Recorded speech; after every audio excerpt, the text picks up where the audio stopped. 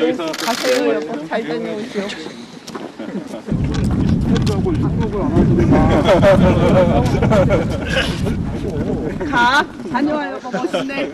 당신 최고네. 바지춤을 이렇게 올려줘. 그러니까 바지가 좀 짧다 이러면서 아우 바지 하나 사드려야겠네요 이렇게 하면서 보통은 이제 남편 출근하기 전에 이렇게 뭐 넥타이를 바로 잡아준다든가 옷매무새를 만져주는데 아마 바지가 좀 짧아 보여서 그 김정수 여사가 바라보기에는 조금 안타까웠던 모양입니다. 하지만 이때 첫 출근하면서 여보 멋있네 최고네 하면서 이렇게 기운을 북돋워주는 모습도 볼 수 있었는데 이렇게 첫 출근길 저는 제가 알기로는 이제까지 이렇게 역대 대통령 중에서 이렇게 첫 출근길 이렇게 실시간으로 공개된 것은 좀 처음이 아닌가 싶습니다. 바지가 좀 짧다고 지적을 하신 거잖아요. 네. 그리고 아유 좀 바지 하나 다시 맞춰드려야겠네 했는데 문재인 대통령이 요즘에 이게 유행이라고 하는데 요즘 유행 맞습니다. 아, 짧은 게 예, 유행이에요? 바지가 좀 짧은 보이는, 게 유행이에요. 네. 그러니까 복숭아뼈가 보이는 게 유행인데 그 유행에 따라서 입으신 건지 짧은 바지 입은 건지 잘 모르겠지만 네. 하여튼 오늘 이 출근하는 모습이 그냥 여느 부부들 그냥 편하게 지내는 모습이어서 굉장히 보기 좋네요. 신혼부부의 모습 아닙니까? 저 정도의 살가운 모습이라면. 근데 대통령에 당선되고 난 다음에 첫 출근하면은 제 와이프도 저렇게 갖고 가는 그런 느낌 받아요. 얼마나 자랑스럽겠어요. 카메라에 이렇게 비치고 있으면 또 그럴 줄 모르겠어요. 그러니까 좀 저럴 때 김정숙 여사의 어떤 성격이 평상시 성품이 좀 드러나는 것 같은데요. 그러니까 그 카메라가 돌고 있다는 거를 다 알았을 거예요. 그렇죠. 저 매일매일 저 출근하는 장면 공개하지는 않을 거 아니에요. 그러니까 오늘 첫 출근 장면을 좀 공개를 해야 되겠다 이렇게 미리 얘기가 됐을 텐데 따라가면서 잘 다녀와 뭐 멋있네 이렇게 얘기하는 것 자체가 사실 여느 사람 같으면 저렇게 안 할 거거든요. 굉장히 좀 당당한 면모나 이런 것도 좀 보여준 것 같아요.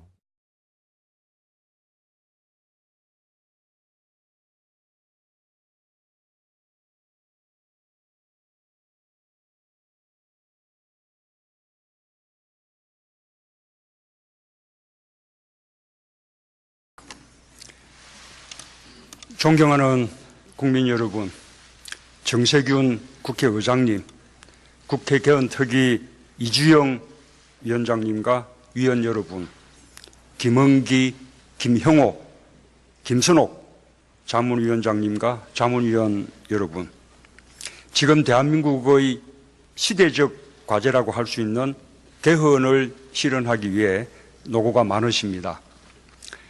개헌은 대한민국의 새로운 미래를 설계하는 일입니다. 국민들이 20대 국회에 부여한 시대적 과제입니다.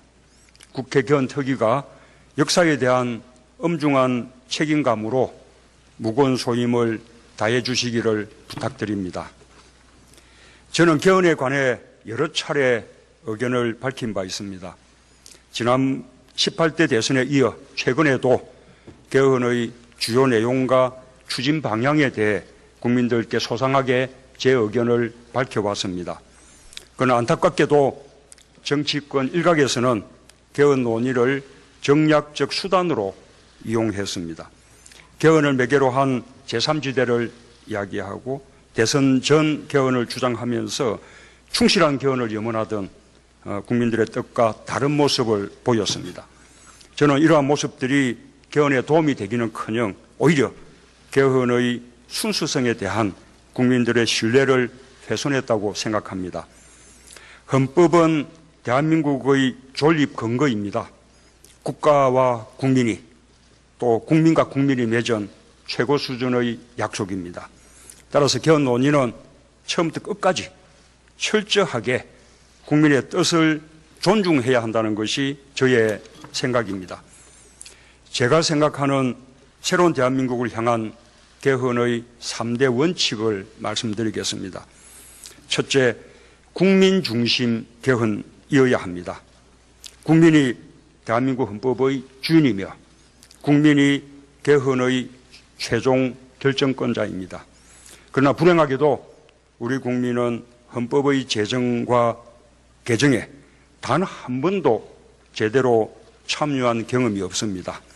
이번 개헌은 국민 주권의 확고한 원칙 속에서 철저히 국민의 참여와 토론 속에 이루어져야 합니다.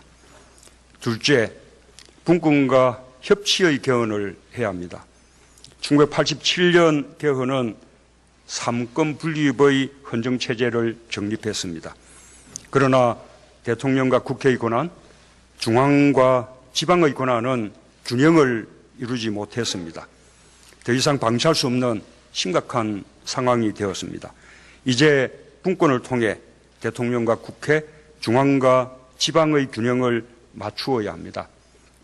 나아가 안정과 통합을 위한 소통과 협치도 보완되어야 합니다. 셋째, 정치를 혁신하는 개헌이 되어야 합니다. 개헌은 절대 정치인과 각 정당의 이해타산으로 이루어지면 안 됩니다. 국가 대개조의 관점에서 선거제도와 정부 형태를 개선해야 합니다.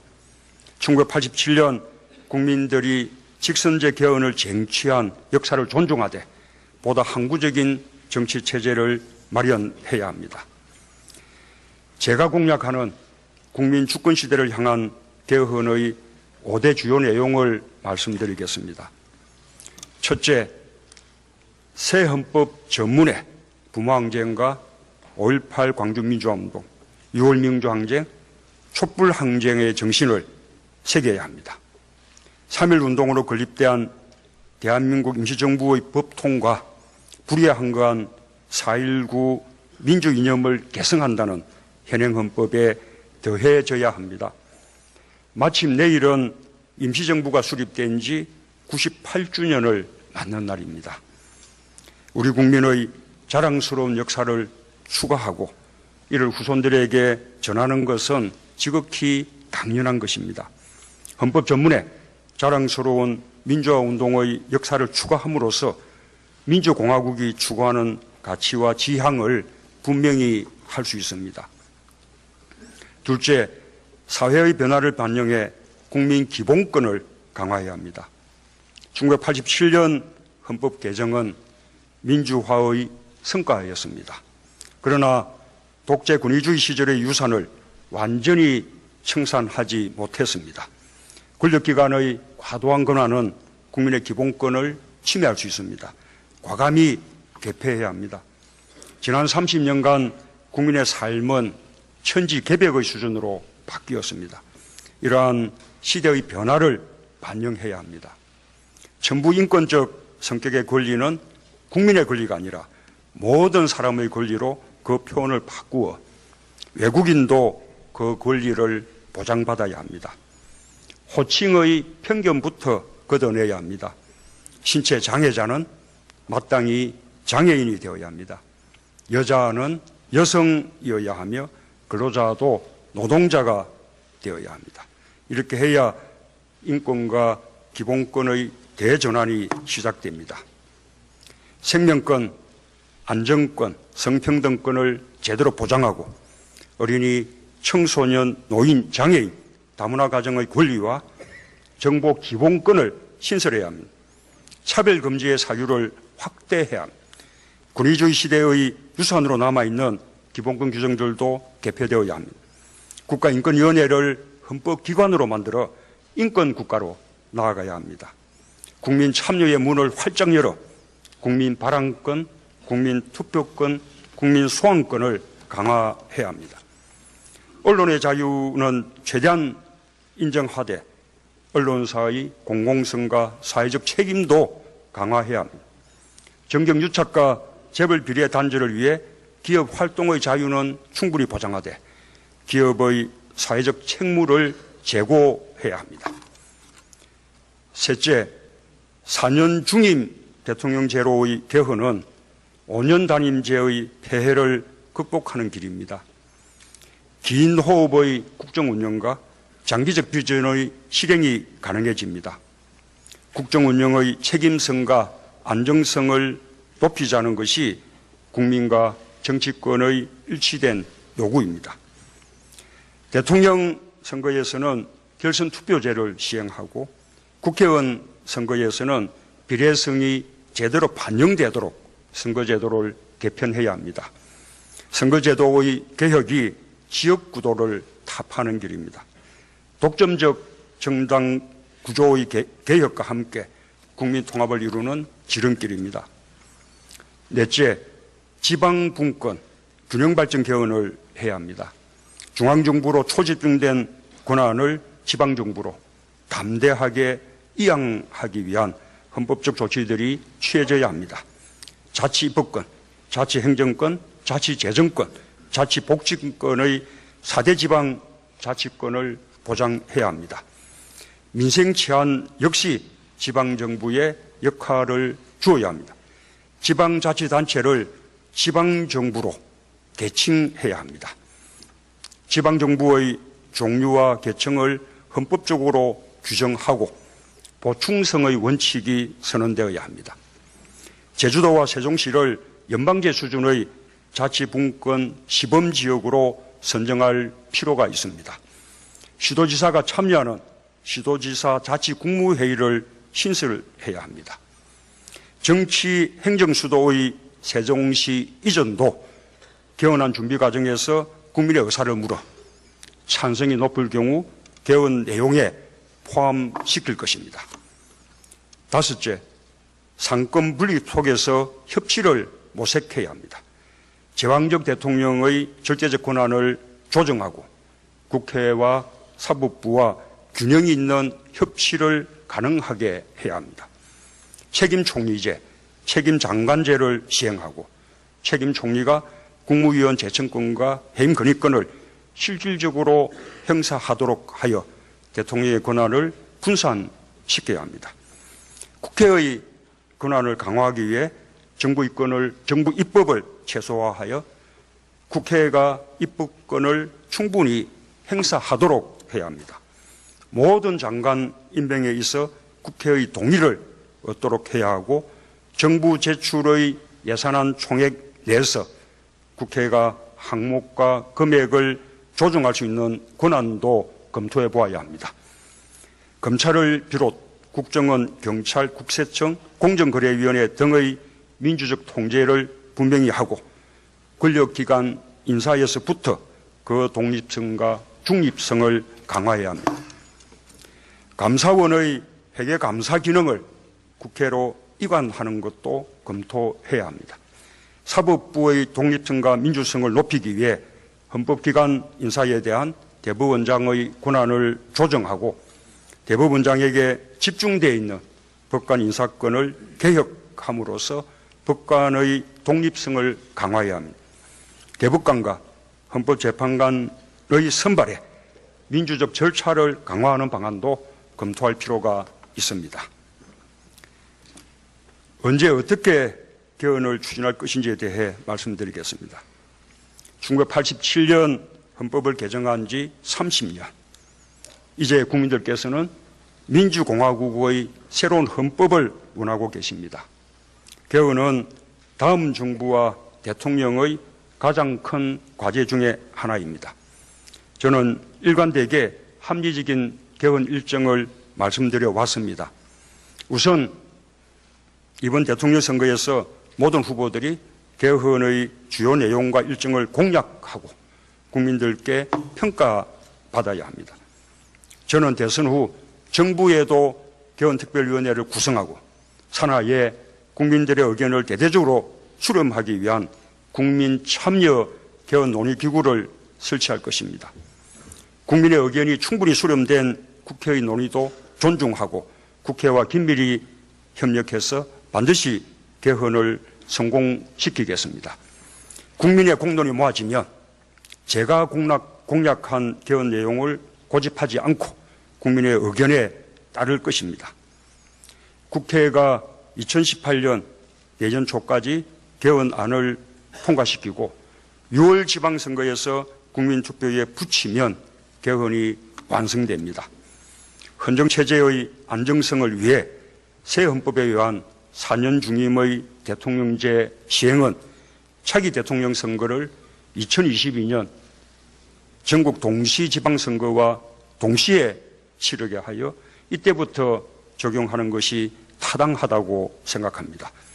국회의원과 대통령 선거 주기에 관해서는 두 선거를 분리시켜 총선이 대선에 종속되지 않도록 하는 것이 보다 합리적입니다. 총선이 정부와 대통령에 대한 중간평가 성격의 선거가 되는 것이 더 합리적이라고 생각합니다. 존경하는 국민 여러분, 저는 오늘 국민 여러분께 개헌에 관한 저의 견해를 소상하게 설명드렸습니다. 저는 누구보다 일찍 개헌의 필요성을 말씀드려온 만큼 이번 대선에서 대통령으로 당선되면 곧바로 개헌 작업에 착수할 것을 약속드립니다. 헌법 개정부터 국민 주권의 헌법 원리가 실현되어야 합니다. 국민의 뜻과 법 절차에 따르는 것이 한치도 양보할 수 없는 개헌 추진의 원칙이라는 점을 분명히 말씀드립니다.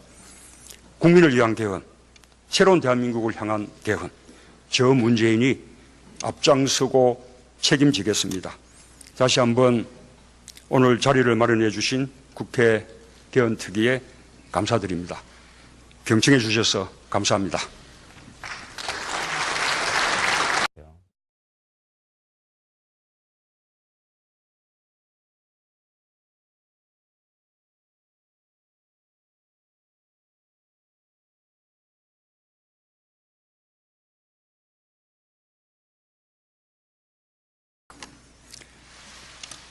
존경하는 국민 여러분, 정세균 국회의장님, 국회 개헌특위 이주영 위원장님과 위원 여러분, 김은기, 김형호, 김선옥 자문위원장님과 자문위원 여러분, 지금 대한민국의 시대적 과제라고 할 수 있는 개헌을 실현하기 위해 노고가 많으십니다.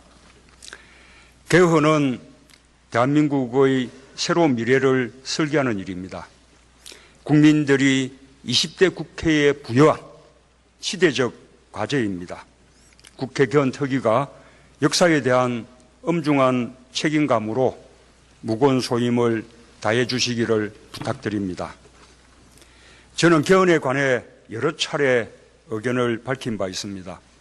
지난 18대 대선에 이어 최근에도 개헌의 주요 내용과 국민은 헌법의 제정과 개정에 단 한 번도 제대로 참여한 경험이 없습니다.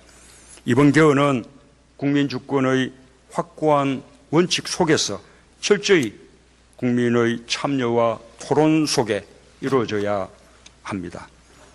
둘째, 분권과 협치의 개헌을 해야 합니다. 1987년 개헌은 삼권 분립의 헌정체제를 정립했습니다. 그러나 대통령과 국회의 권한, 중앙과 지방의 권한은 균형을 이루지 못했습니다. 더 이상 방치할 수 없는 심각한 상황이 되었습니다.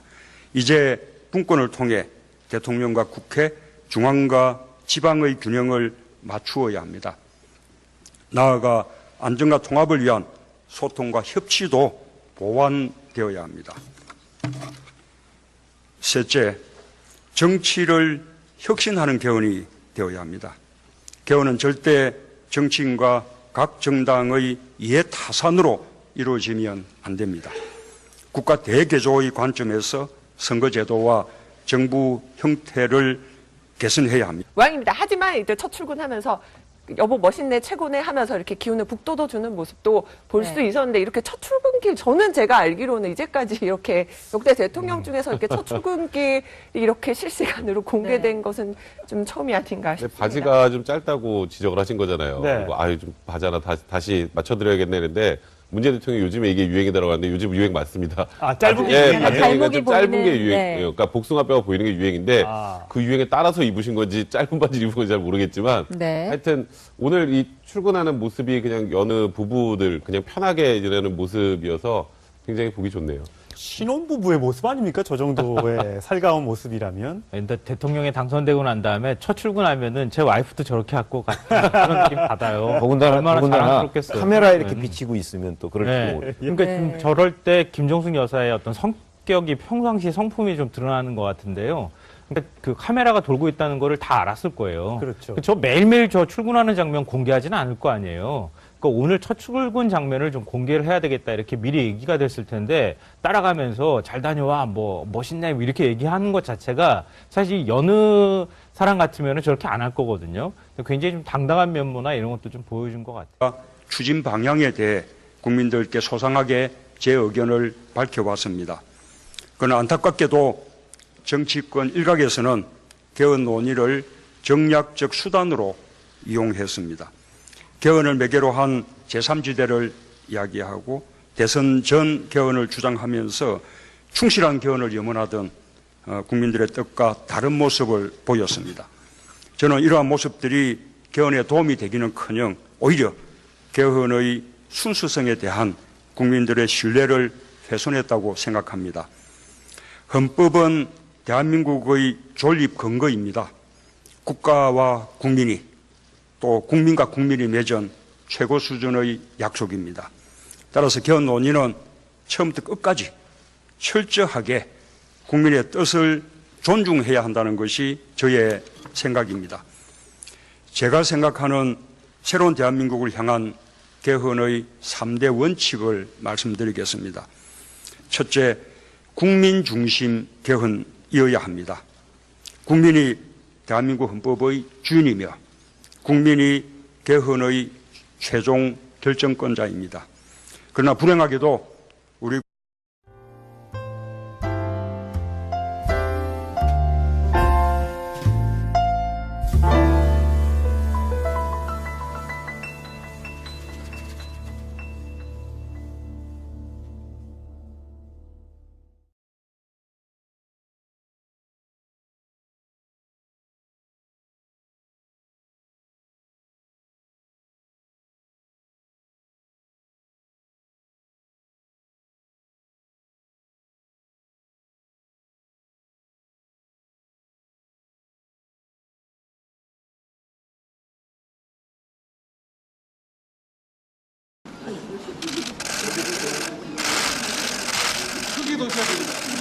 가세요, 여보. 잘 다녀오시오.